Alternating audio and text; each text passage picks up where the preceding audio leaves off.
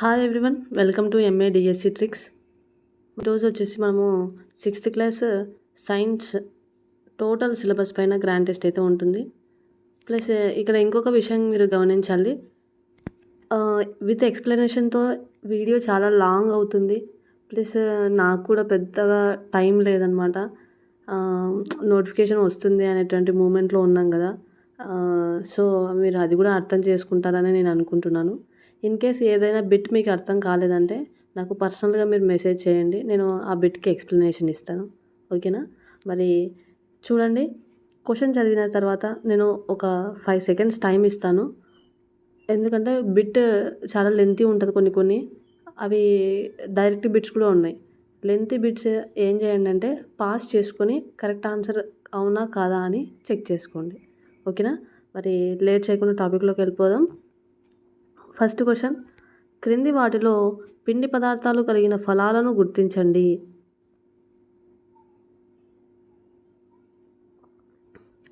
మరి మనకు టెక్స్ట్ బుక్లో మామిడి, బొప్పాయి, పుచ్చకాయ, మరి ఈ మూడు కూడా మనకి ఏంటి అంటే పిండి పదార్థాలు కలిగినటువంటి ఫలాలు. చెరకు అనేది మనకు రాంగ్ ఆన్సర్, కాబట్టి ఆప్షన్ 2 BCD అనేది మనకు కరెక్ట్ అవుతుంది. నెక్స్ట్ క్వశ్చన్, పిండి పదార్థాల యొక్క విధిని గుర్తించండి.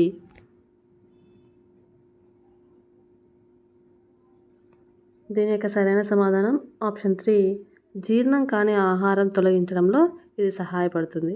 మనకు పీచు పదార్థాల నుంచి ఎటువంటి పోషకాలు అనేవి అందవు. అదేవిధంగా శరీర నిర్మాణంలో సహాయపడుతుంది అన్నాం.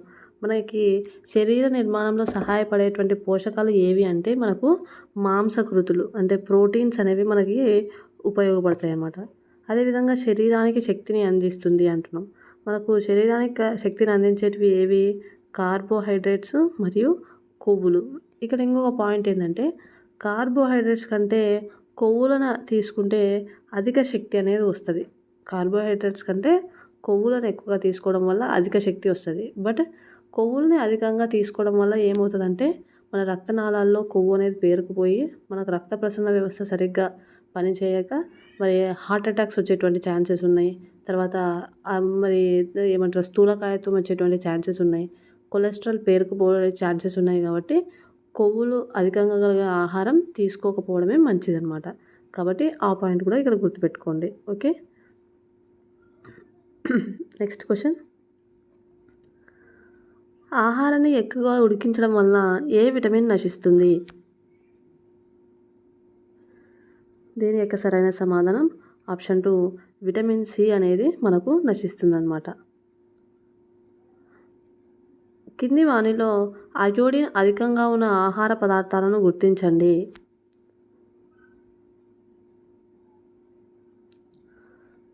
చూడండి, మనకు అల్లం, పెరుగు, రొయ్యలు, అదేవిధంగా ఆకుకూరలు, చేపలు అనేవి మనకు ఏంటి అంటే అయోడిన్ అధికంగా ఉన్నటువంటి పదార్థాలు అన్నమాట.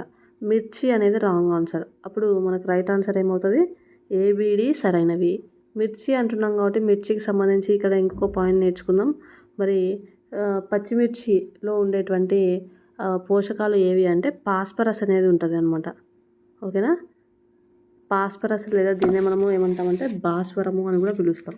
దీంతో పాటు పచ్చిమిర్చిలో ఉన్నటువంటి విటమిన్ ఏది అంటే విటమిన్ సి కూడా ఉంటుంది పచ్చిమిర్చిలో. ఓకే, నెక్స్ట్ చూడండి, క్రింది వాక్యాలను పరిశీలించండి.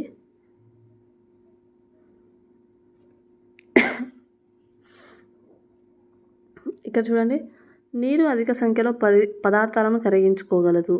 ఇది రైట్ ఆన్సర్ కదా. మనం చాలా పదార్థాలని మనం నీటిలో కరిగించగలం. మనం ఎగ్జాంపుల్స్ చాలా చూస్తున్నాం కూడా మనం మన నిత్య జీవితంలో. అదేవిధంగా వెనిగర్ నీటిలో కరుగుతుంది. ఇది కూడా రైట్ ఆన్సర్. కాబట్టి A, B రెండు సరైనవి. ఓకేనా? కాబట్టి ఆప్షన్ 2 రైట్ ఆన్సర్ అవుతుంది. నెక్స్ట్, పత్తి దారాల నుండి గింజలను వేరు చేయడాన్ని ఏమని పిలుస్తారు? దీని యొక్క సరైన సమాధానం ఆప్షన్ 4 జిన్నింగ్ అని పిలుస్తారు.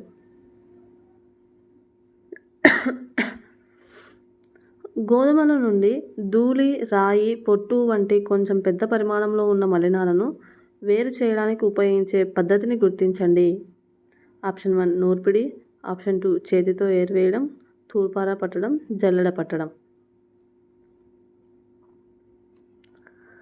దీని యొక్క సరైన సమాధానం ఆప్షన్ 2 చేతితో ఏరివేయడం. జనరల్గా మనం చూస్తాం ఇంట్లో బియ్యం ఏరేటప్పుడు కానీ గోధుమలు ఇట్లాంటివి రాళ్ళు పెద్ద పెద్ద పొట్టు ఉన్నప్పుడు ఏం చేస్తారు, పెద్ద పరిమాణంలో ఉన్న మలినాలు అంటున్నారు కాబట్టి అది కీ పాయింట్ అనమాట మనకి.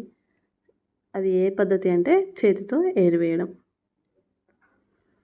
ఒక ద్రావణంలో అంతకు మించి అదనపు పదార్థము కరగడానికి వీలు లేనటువంటి ద్రావణాన్ని ఏమని పిలుస్తారు? దీని యొక్క సరైన సమాధానం ఆప్షన్ 3 సంతృప్త ద్రావణం అని పిలుస్తాం. నెక్స్ట్ క్వశ్చన్, ఒక ద్రవంలో కరిగి ఉన్న ఘన పదార్థాన్ని వేరు చేయడానికి ఉపయోగించే ప్రక్రియను గుర్తించండి. దీని యొక్క సరైన సమాధానం ఆప్షన్ 3 బాష్పీభవనం అనేటువంటి ప్రక్రియను ఉపయోగిస్తారనమాట. ఓకేనా? అంటే ఒక ద్రవంలో కరిగి ఉన్న ఘన పదార్థం అంటున్నాం. ఇప్పుడు ఫర్ సపోజ్ సముద్రంలో ఉప్పు అనేది కరిగి ఉంటుంది అని మనకు తెలుసు. అప్పుడు ఏం చేస్తారు, సముద్రం పక్కన చిన్న చిన్న మడులుగా కట్టేసి అందులో సముద్రపు నీళ్లు వచ్చేలాగా చేస్తారు కదా. సముద్రపు వాటర్ ఏం చేస్తుంది, ఎప్పుడైతే బాష్పీభవనం జరుగుతుందో వాటర్ అంతా ఎవాపరేట్ అయిపోయి మనకు మంచు అనేది అక్కడ మనకి ఏర్పడుతుంది, ఉప్పు అనేది ఏర్పడుతుంది. కాబట్టి ద్రవంలో కరిగి ఉన్న ఘన పదార్థాన్ని ఎలా వేరు చేస్తామంటే బాష్పీభవన ప్రక్రియతో వేరు చేయడం జరుగుతుందన్నమాట. ఓకే, నెక్స్ట్ క్వశ్చన్ చూద్దాం. క్రింది వాటిలో పొదల యొక్క లక్షణాన్ని గుర్తించండి.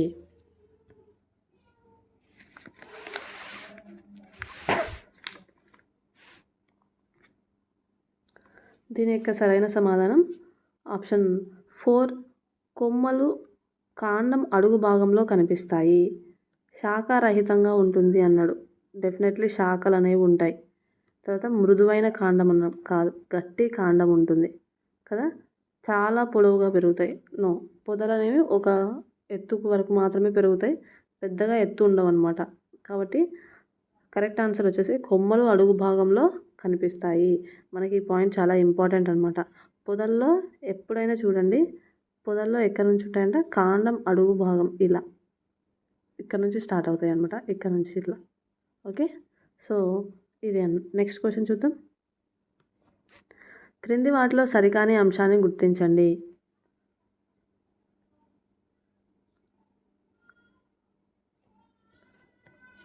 ఇక్కడ చూద్దాం,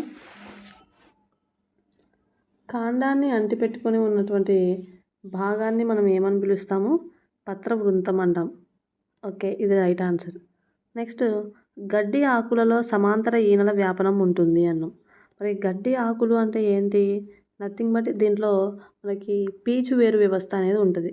ఎప్పుడైనా గుర్తుపెట్టుకోండి, ఎప్పుడైతే పీచు వేరు వ్యవస్థ ఉంటుందో ఆ మొక్కల్లో ఈనెల వ్యాపనం ఎలా ఉంటుందంటే సమాంతర ఈనెల వ్యాపనం అనేది ఉంటుంది.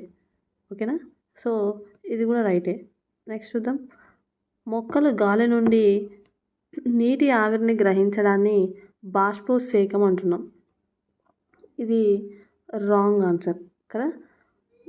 ఏంటి, మొక్క నుండి నీరు అనేది నీటి ఆవిరి రూపంలో బయటికి పోవడాన్ని బాష్పోత్సేకం అంటాం అంతే తప్ప గ్రహించడాన్ని బాష్పోత్సేకం అని పిలవం కదా. ఫోర్త్ ఆప్షన్ కూడా చూద్దాం, నీరు ఖనిజ లవణాలను కాండం మొక్కకు సరఫరా చేస్తుంది. డౌట్ వచ్చే ఛాన్సెస్ ఉన్నాయి. నీరు ఖనిజ లవణాలు అంటే వేర్లు గ్రహిస్తాయి కదా అని, వేర్లు గ్రహిస్తాయి కానీ సరఫరా చేసేది ఏది అంటే మనకు కాండం. ఓకేనా, ఇది గుర్తుపెట్టుకోండి.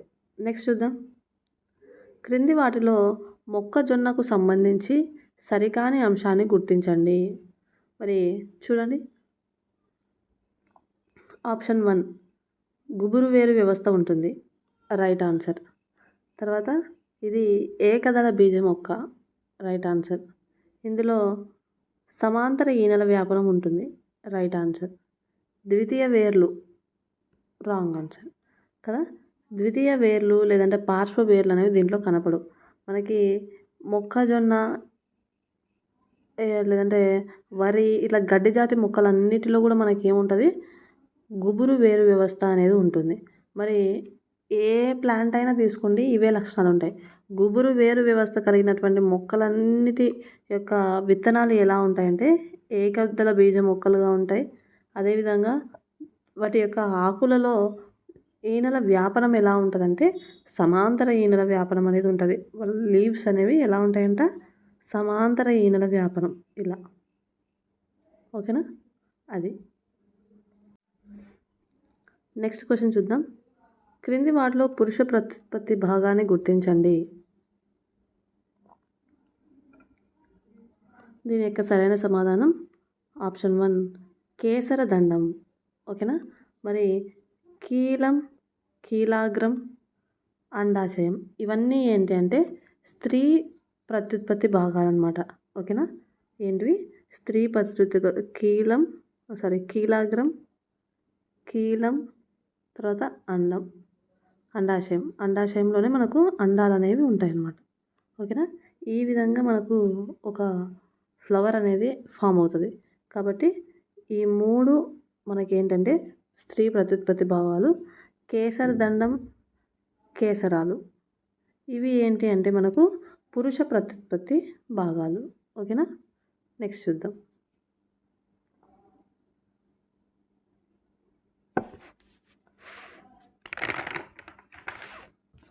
కింది వాటిలో సరికాని జంటను గుర్తించండి.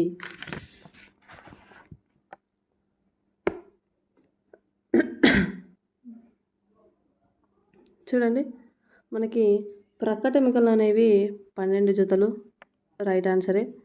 వెన్నుపూసలో ఉండేటువంటి ఎముకల సంఖ్య 33, అరచేయిలో 20 అన్నాం. మరి ఇది రాంగ్ ఆన్సర్ అవుతుంది.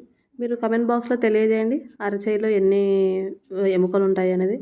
లేదా భుజపుట ఎముకలు 2, ఇది కూడా రైట్ ఆన్సర్. కాబట్టి అరచేయిలో 20 అనేది మనకు రాంగ్ ఆన్సర్ అనమాట. నెక్స్ట్, గేట్ ఆఫ్ యానిమల్స్ పుస్తక రచయిత ఎవరు?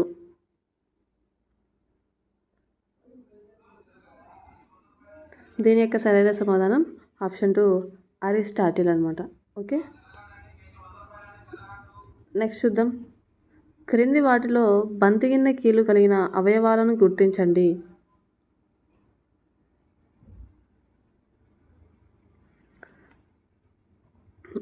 మరి బి మరియు డి వీటిలో మనకు బంతిగిన్నె కీలు అనేది ఉంటుంది. కాబట్టి ఆప్షన్ 4 అనేది రైట్ ఆన్సర్ అవుతుంది.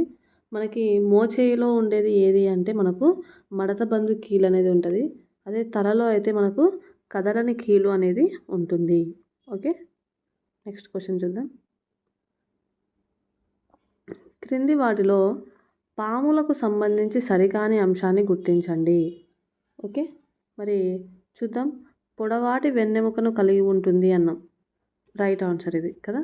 పొడవాటి వెన్నెముక అనేది ఉంటుంది. నెక్స్ట్, మందపు కండరాలు ఉంటాయి అంటున్నాడు, ఇది రాంగ్ ఆన్సర్ కదా. ఇక్కడ పాములో పలుచని కండరాలు అనేవి ఉంటాయి. వెన్నెముక, ప్రక్కటెముకలు ఒకదానితో ఒకటి కలిపి ఉంచుతాయి, ఇది కూడా రైట్. ప్రతి వంపును నేలకు వ్యతిరేకంగా నొక్కడం ద్వారా ముందుకు నెడుతుంది కదా, ఇది కూడా రైట్ ఆన్సర్. కాబట్టి సరికానిది ఏది అంటే ఆప్షన్ 2. నెక్స్ట్ చూద్దాం. క్రింది వాటిలో ఏ జీవికి క్రింద వెంట్రుకల లాంటి చిన్న నిర్మాణాలు నేలపై పట్టు పొందడానికి సహాయపడతాయి?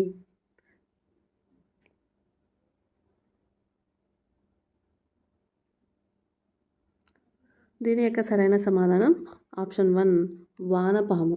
ఓకేనా, చాలా చిన్నగా ఉంటాయి అన్నమాట. మనకు అంత తొందరగా మనం అబ్జర్వ్ చేయలేం. కాబట్టి చాలా చిన్న చిన్న వెంట్రుకల లాంటి నిర్మాణాలు అనేవి మనకు ఇక్కడ కనిపిస్తాయి అన్నమాట. ఇంకా వానపాము అంటున్నాం కాబట్టి ఇంకా ఏం నేర్చుకోవాలంటే ఇక్కడ అనేక వలయాలతో ఈ వానపాము అనేది నిర్మించబడి ఉంటుంది అన్నమాట. అదేవిధంగా వానపాములో మనకు ఎముకలు అనేవి ఉండవు. పాములో వెన్నెముక ఉంది కానీ వానపాములో ఎముకలు అనేవి ఉండవు. అదేవిధంగా ఈ జారుడు పదార్థం, వెన్నుపాము బాడీ మీద ఒక జారుడు పదార్థం లాగా ఉంటుందన్నమాట. కాబట్టి ఆ పాయింట్స్ మీరు ఇక్కడ గుర్తుపెట్టుకోండి. క్రింది వాటిలో బలమైన గిట్టలు కలిగిన జంతువును గుర్తించండి.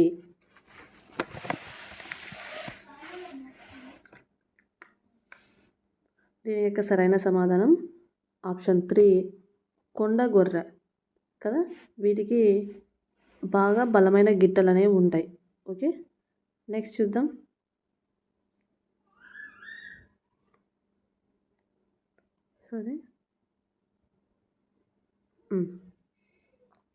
క్రింది వాటిలో సముద్రపు అడుగు భాగాన నివసించే జంతువును గుర్తించండి.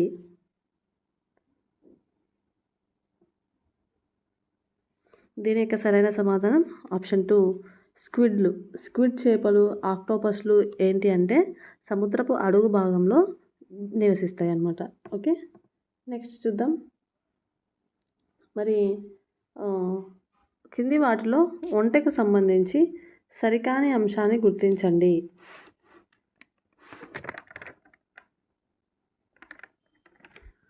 ఓకే, చెమట ఎక్కువగా పడుతుంది అన్నాం.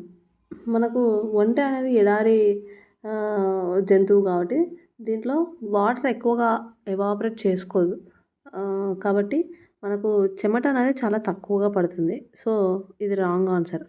పొడవైన కాళ్ళను కలిగి ఉంటుంది. దీని యొక్క పేడ అనేది కూడా పొడిగా ఉంటుంది అనమాట, ఎందుకంటే వాటర్ని వేస్ట్ చేసుకోదన్నమాట అది. సో కనురెప్పలు అనేవి పెద్దవిగా ఉంటాయి, ఎందుకంటే ఎడారుల్లో ఉంటాయి కాబట్టి ఆ ఇసుక కళ్ళలోకి పోకుండా ఆ కనురెప్పలు అనేవి కాపాడుతాయి. కాబట్టి ఆప్షన్ 1 అనేది మనకు రాంగ్ ఆన్సర్ అవుతుంది. నెక్స్ట్ చూద్దాం. క్రింది వాటిలో పర్వతాలలో పెరిగే వృక్షజాలాన్ని గుర్తించండి.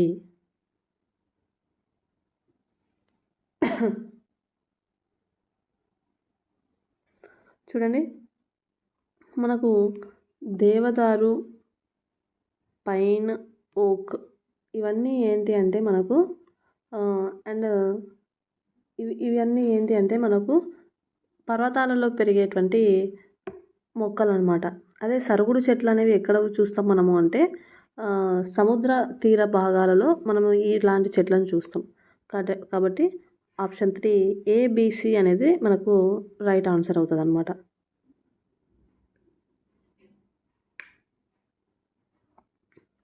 క్రింది వాటిలో సరికాని జతను గుర్తించండి.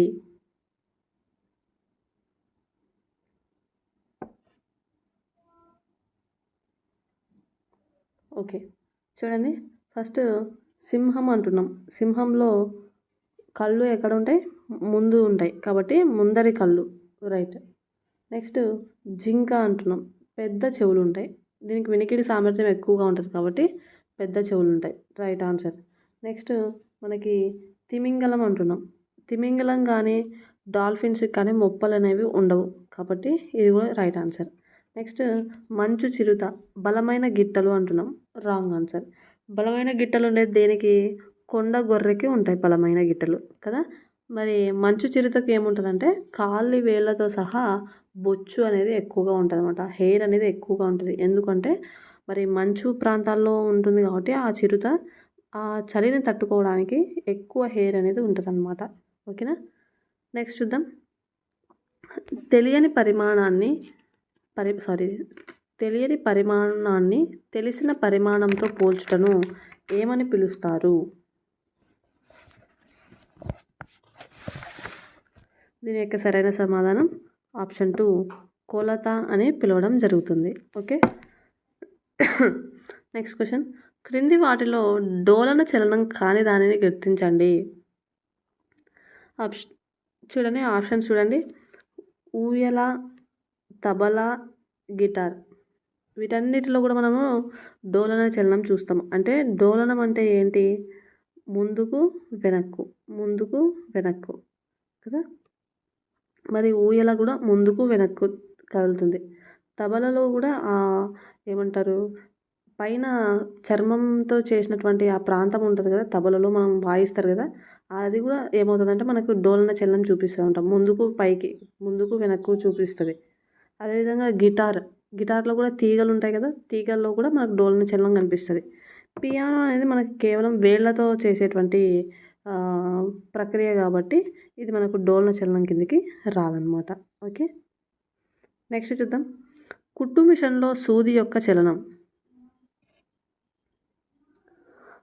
కుట్టు మిషన్లో సూది యొక్క చలనం ఏంటి అంటే మనకు ఆవర్తన చలనం ఉంటుంది. ఓకేనా. అదే చక్రం అయితే కుట్టు మిషన్లో పక్కన చక్రం ఉంటుంది కదా, అదైతే వృత్తాకార చలనం. కాబట్టి ఏం అడుగుతున్నాడు అనేది జాగ్రత్తగా చూడండి. నెక్స్ట్ క్వశ్చన్ చూద్దాం. ఏ వస్తువుపై కాంతి పడినప్పుడు నీడ ఏర్పడుతుంది?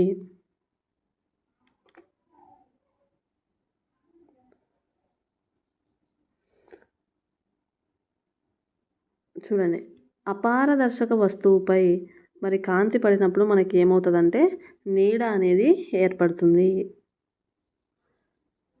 పిన్ హోల్ కెమెరాలో ప్రతిబింబం ఏ విధంగా ఏర్పడుతుంది? తల క్రిందులుగా ఏర్పడుతుంది అన్నమాట పిన్ హోల్ కెమెరాలో. విద్యుత్ ఘటంలో లోహపు మూత ఏ విధంగా పనిచేస్తుంది? లోహపు మూత అనేది మనకు ధనధ్రువంగా పనిచేస్తుంది. అదే లోహపు చట్రం అయితే మనకు రుణధ్రువంగా పనిచేస్తుంది. లోపల ఉండేటువంటి రసాయనాలు, విద్యుత్ ఘటంలో లోపల రసాయనాలు ఉంటాయి కదా, అవి వచ్చేసి మనకు ఏం చేస్తాయంటే విద్యుత్ను ఉత్పత్తి చేస్తాయి అన్నమాట ఆ రసాయనాలు అనేవి. ఓకే,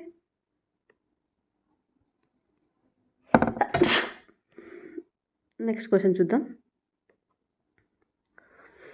క్రింది వాటిలో అసత్యమైన దానిని గుర్తించండి.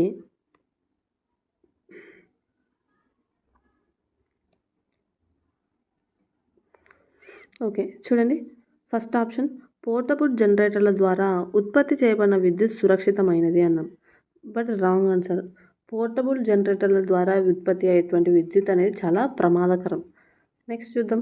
దర్పణ పరావర్తనం స్పష్టమైన ప్రతిబింబాలను ఏర్పరుస్తుంది కదా. ఇప్పుడు మన అద్దం ఉంది, అద్దం పైన ఏర్పడే ప్రతిబింబం ఎలా ఉంటుంది? చాలా స్పష్టంగా ఉంటుంది. తర్వాత బల్బులోని సన్నని తీగను ఏమంటామంటే ఫిలమెంట్ అంటాం.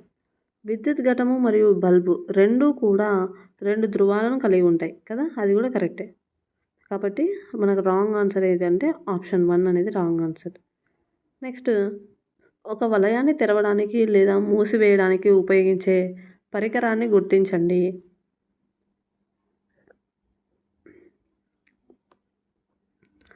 దీని యొక్క సరైన సమాధానం ఆప్షన్ 2 స్విచ్ అనేది మనకు రైట్ ఆన్సర్ అవుతుంది. నెక్స్ట్ చూడండి.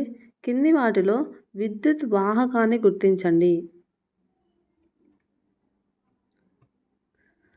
దీని యొక్క సరైన సమాధానం ఆప్షన్ 4 మానవ శరీరం అనేది మరి తన గుండా విద్యుత్ని ప్రసరింపజేయగలదు, విద్యుత్ను మోసుకొని పోగలదు. ఇప్పుడు మనం జనరల్గా చూస్తాం, కరెంట్ షాక్ కొట్టిందంటే కరెంట్ షాక్ మనకి ఈజీగా కొడుతుంది. ఎందుకంటే మనం విద్యుత్ వాహకాలుగా ఉన్నాం కాబట్టి కరెంట్ అనేది మన గుండా పాస్ అవుతుంది అనమాట. ఓకేనా.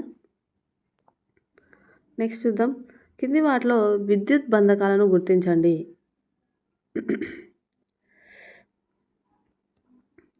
మనకు కరెక్ట్ ఆన్సర్ ఆప్షన్ 1 గాలి అనేది విద్యుత్ బంధకము. దీంతోపాటు టెక్స్ట్ బుక్లో ఇంకో ఎగ్జాంపుల్ కూడా ఇచ్చినాడు, ఏంటంటే థర్మాకోల్. ఓకేనా,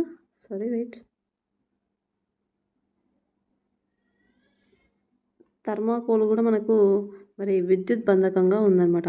నీరు, ఇనుము, రాగి ఇవన్నీ కూడా ఏంటంటే విద్యుత్ వాహకాలే కదా. నెక్స్ట్ క్వశ్చన్ చూద్దాం. మ్యాగ్నెటైట్లో ఉండే లోహాన్ని గుర్తించండి. దీని యొక్క సరైన సమాధానం ఆప్షన్ 3 ఇనుము. మరి మ్యాగ్నెటైట్లో ఏ లోహం ఉంటుందంటే ఇనుము అనేది ఉంటుంది. మరి ఈ మ్యాగ్నెటైట్ అనేది ఫస్ట్ కనుగొనబడినటువంటి ప్రాంతం ఏది అంటే మనకి మెగ్నీషియా కదా, మెగ్నీషియా. నెక్స్ట్ చూద్దాం. దిక్సూచిలో ఏ ధ్రువానికి రంగు వేస్తారు? దీని యొక్క సరైన సమాధానం ఆప్షన్ 2 ఉత్తర దిక్కుకు మరి ఏం చేస్తారంటే ఉత్తర ధ్రువానికి ఏం చేస్తారంటే ప్రత్యేక రంగు అనేది వేస్తారు కదా. మనం జనరల్గా మనం అబ్జర్వ్ చేసే ఉంటాం, రెడ్ కలర్ వేసింటారు చాలా వరకు అయితే. క్రింది వాటిలో ఏ యంత్రాలతో ఏ యంత్రాలలో అయస్కాంతాలను ఉపయోగిస్తారు?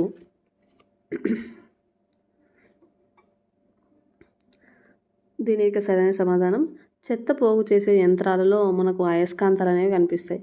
పెద్ద పెద్ద చెత్తను మొయ్యాలంటే కష్టం. అట్లాంటప్పుడు ఆ యంత్రాల కింద అయస్కాంతం పెట్టినప్పుడు వాటిని ఆకర్షించే గుణం ఉంటుంది కాబట్టి ఈజీగా మరి ఏం చేసేవాళ్ళు, సపరేట్ చేసేవాళ్ళు అనమాట. ఓకేనా? ఇవన్నీ రాంగ్. ఇంకా నెక్స్ట్ చూద్దాం. ఎన్నవ శతాబ్దం వరకు ప్రజలు గాలిని కేవలం ఒక పదార్థం అని భావించేవారు?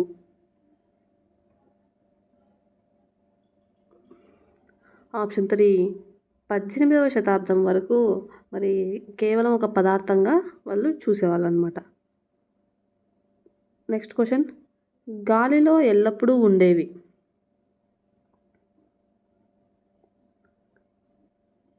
దీని యొక్క సరైన సమాధానం ఆప్షన్ 4 ధూళి కణాలు అనేవి మనకు ఎల్లప్పుడూ ఉంటాయి. ఓకే. నెక్స్ట్ క్వశ్చన్, నీటిలో కరిగి ఉన్న గాలి వలన ఏమి ఏర్పడుతుంది?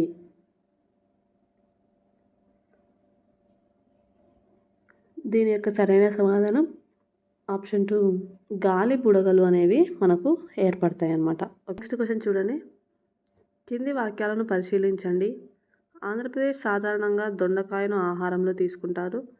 పంజాబ్ ప్రజలు సాధారణంగా సార్సన్ సాగ్ ఆవాల ఆకుకూరను ఆహారంగా తీసుకుంటారు.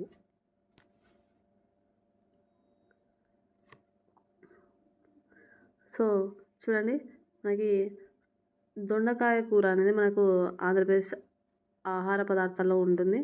సార్సన్ సాగ్ అనేది అదేవిధంగా ఆవాల ఆకుకూర అనేది పంజాబ్ ప్రజలు ఆహారంగా తీసుకుంటారు.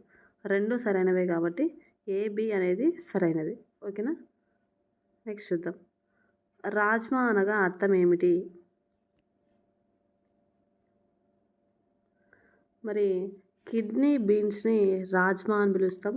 మరి రాజ్మాని ఏ ప్రాంత ప్రజలు, ఏపీనా పంజాబా అంటే పంజాబ్ ప్రజలు ఆహారంగా తీసుకుంటారనమాట. ఓకేనా?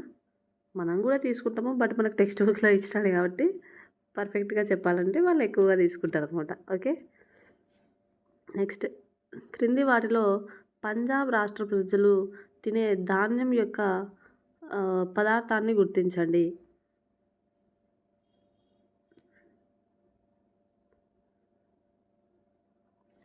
ఓకే, చూడండి. మక్కీ అంటే మొక్కజొన్నను వాళ్ళు ఆహారంగా తీసుకుంటారు. అదేవిధంగా రోటీని వాళ్ళు ఆహారంగా తీసుకుంటారు. అన్నం లేదు, రాగి జావ కూడా రాంగ్ ఆన్సర్. కాబట్టి మనకు AC సరైనవి. ఓకే. రాజు అన్నం, కందిపప్పు, దొండకాయ కూర, మజ్జిగ, నెయ్యి, ఆవకాయతో కూడిన భోజనాన్ని తింటున్నాడు. అయితే రాజు ఏ రాష్ట్రానికి చెందినవాడు? దీని యొక్క సరైన సమాధానం ఆప్షన్ 2 ఆంధ్రప్రదేశ్ కదా. మన టెక్స్ట్ బుక్లో ఇచ్చింది రెండే రెండు, పంజాబ్, ఆంధ్రప్రదేశ్. కాబట్టి మనము ఎలిమినేషన్ ప్రాసెస్లో వెళ్ళిపోతే ఈజీగా ఆన్సర్ చేస్తాం. ఓకే. అదనంగా ఆహారంలో మానవ శరీరానికి అవసరమయ్యే పోషకాలను గుర్తించండి.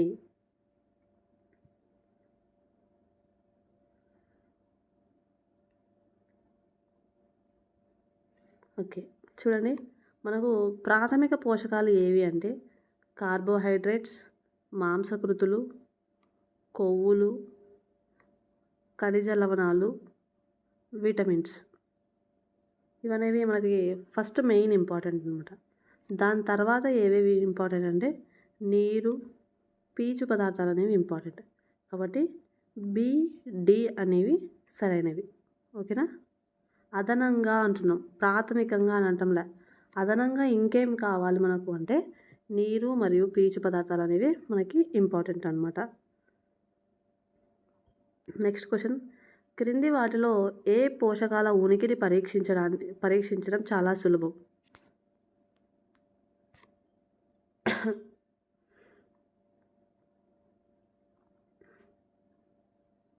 దీని యొక్క సరైన సమాధానం ABC. మరి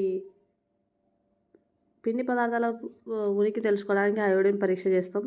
మాంసకృతులు అయితే 2% ఆఫ్ కాపర్ సల్ఫేట్, 10 చుక్కల కాస్టిక్ సోడా ఇది చేసేస్తాం. కొవ్వులు అయితే మనకి జస్ట్ నూనె పూసినటువంటి కాగితం. కానీ పదార్థంలో విటమిన్ ఉందా లేదా అని పరీక్షించడానికి చాలా కష్టం. కాబట్టి ఏబిసి అనేది మనకు రైట్ ఆన్సర్ అవుతుంది అన్నమాట. ఓకే, నెక్స్ట్ క్వశ్చన్ చూద్దాం. ఆహారంలో ప్రధానంగా కార్బోహైడ్రేట్లు, స్టార్చ్లు చక్కెర రూపంలో ఉంటాయి. పిండి పదార్థ పరీక్ష కోసం సజల అయోడిన్ ద్రావణాన్ని ఉపయోగించాలి. పిండి పదార్థ పరీక్షలో ఆహారం ఊదా రంగులోకి మారుతుంది అన్నాడు. మరి కార్బోహైడ్రేట్లు అనేవి స్టార్చ్ చక్కెర రూపంలో ఉంటుంది. ఇది రైట్ ఆన్సర్. సజల అయోడిన్ ద్రావణం కావాలి, ఇది కూడా రైట్ ఆన్సర్. మరి ఏ రంగులోకి మారుతుంది అంటే మనకి నీలి నలుపు రంగులోకి మారుతుంది కదా. నీలి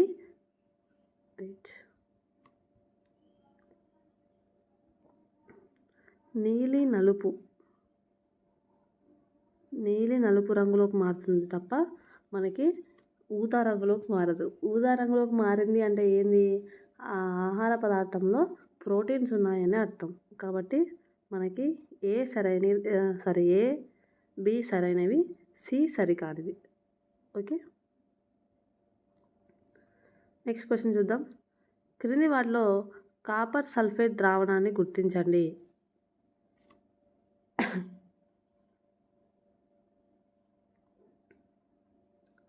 చూడండి, మనకి ఆప్షన్ 3 రైట్ ఆన్సర్ అవుతుంది. మనకి 2 గ్రాముల కాపర్ సల్ఫేట్, అదేవిధంగా 100 మిల్లీలీటర్ల నీరు, ఇది మనకు కాపర్ సల్ఫేట్ ద్రావణం. ఎందుకు ఉపయోగిస్తుంది, మరి ప్రోటీన్ పరీక్షలో దీన్ని ఉపయోగిస్తాం కదా. నెక్స్ట్ కాస్టిక్ సోడా ద్రావణాన్ని గుర్తించండి అన్నాడు. ఇది వచ్చేసి మనకు 10 గ్రాముల కాస్టిక్ సోడా, 100 మిల్లీలీటర్ల నీరు. ఓకేనా, ఈ రెండు కూడా మనం దేనికి వాడతామంటే ప్రోటీన్ల పరీక్షకు ఉపయోగిస్తాం. అప్పుడు రంగు ఏ రంగులోకి మారుతుంది అంటే ఆహార పదార్థం అనేది ఊదా రంగులోకి మారుతుంది. ఓకే, నెక్స్ట్ క్రింది వాటిలో స్టార్చ్ కలిగిన పదార్థాలను గుర్తించండి. మనకు స్టార్చ్ అంటే నథింగ్ బట్ ఏంటి, పిండి పదార్థం.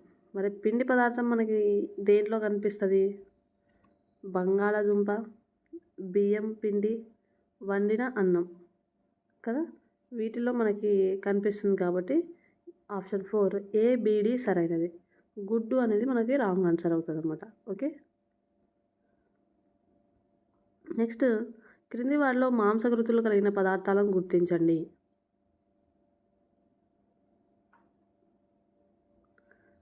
చూడండి, కందిపప్పు పొడి, వండిన పప్పు, అదేవిధంగా వేరుశెనగ, తర్వాత మనకు ఎండు కొబ్బరి అన్నాడు. ఎండు కొబ్బరిలో మనకి నూనె ఉంటుంది, మాంసకృతులు ఉండవు. కాబట్టి ఏబిసి సరైనవి అవుతుంది. ఓకే, నెక్స్ట్ క్వశ్చన్ చూడండి. విటమిన్ ఏ జతపరచం అయితే ఇవ్వడం జరిగింది, ఒకసారి చూడండి. విటమిన్ ఏ లోపం వల్ల మనకి ఏం జరుగుతుంది, దృష్టి లోపం అనేది ఏర్పడుతుంది.